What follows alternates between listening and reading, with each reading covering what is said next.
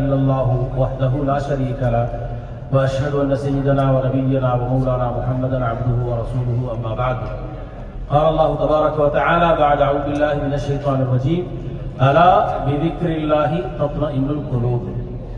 وقال النبي صلى الله عليه وسلم مثل الذي يذكر ربه والذي لا يذكر ربه كمثل الحي والميت.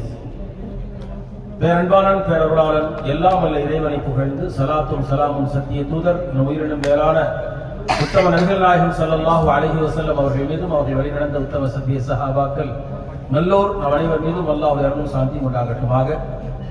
கண்ணியத்திற்குரிய ஹாஜிகளே, நாம் இங்கே மினா கூடாரத்தில் தங்கியிருக்கிறோம்.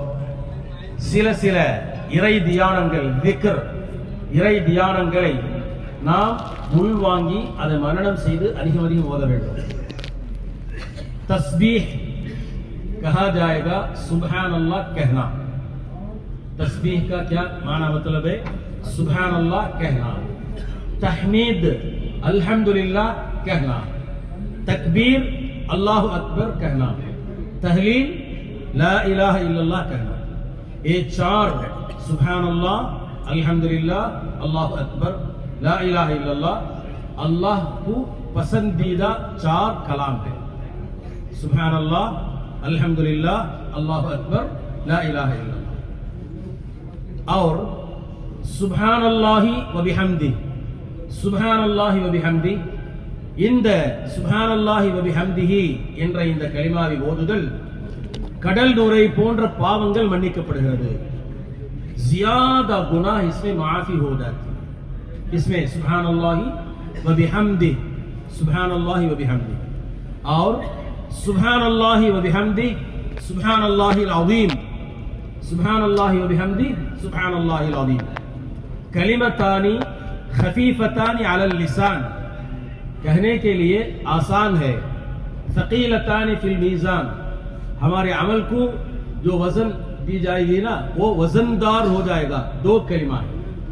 हबीबतानी लिर्रहमान, अल्लाह को भी ये पसंदीदा है. वो सुब्हान अल्लाहि व बिहम्दी, सुब्हान अल्लाहिल अज़ीम. அல்லாஹ்வுக்கும் பிடித்தமான வார்த்தை, சொல்வதற்கு இலகுவானது, அமல்களை நிற்கும் தராசில் கனமானது, அல்லாஹ்வுக்கு பிடித்தமானது. சுப்ஹான் அல்லாஹி வ பிஹம்தி, சுப்ஹான் அல்லாஹில் அஸீம். இந்த தஸ்பீஹ்களை நாம் இந்த இடங்களில் அதிகமாக ஓதிக்கொண்டிருக்க வேண்டும். நம்முடைய நேரங்களை அதில் தான் கழிக்க வேண்டும். இன்று இரவு வரைக்கும் இருக்க போறோம். இன்ஷா அல்லாஹ் நாளைக்கு அரஃபாவுக்கு போக போறோம். அரஃபாவுடைய அமல்களை பொறுத்த வரைக்கும் எல்லோரும் உங்களுக்கு சொல்லிக் கொடுக்கப்பட்டிருக்கும்.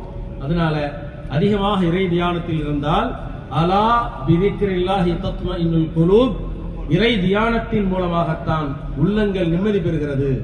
அதனால இறை தியானங்களில் நம்முடைய நேரங்களை அதிகமாக செலவு செய்வோமாக.